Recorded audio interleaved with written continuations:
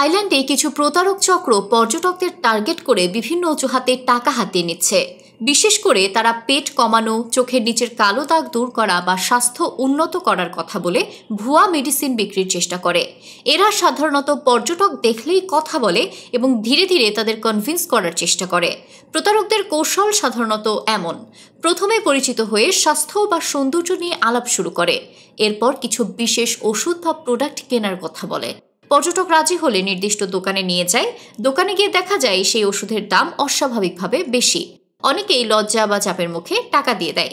ফলাফল বড় অঙ্কের টাকা ক্ষতি, অথচ ওষুধগুলো হয় ভুয়া বা বাজার মূল্যের তুলনায় অত্যন্ত বেশি দামে বিক্রি করা হয়।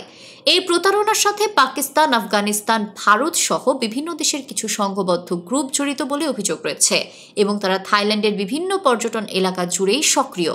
থাইল্যান্ড সুন্দর পর্যটন গন্তব্য হলেও এই ধরনের চক্রের কারণে অনেক পর্যটক ক্ষতির শিকার হন। ভ্রমণে তথ্য সমৃদ্ধ ও সতর্ক থাকলে প্রতারণা এড়ানো সম্ভব। এই ধরনের আরও গুরুত্বপূর্ণ খবর পেতে চোখ রাখুন ঢাকা প্রেসে। ভিডিওটি ভালো লাগলে লাইক, কমেন্ট ও শেয়ার করতে ভুলবেন না।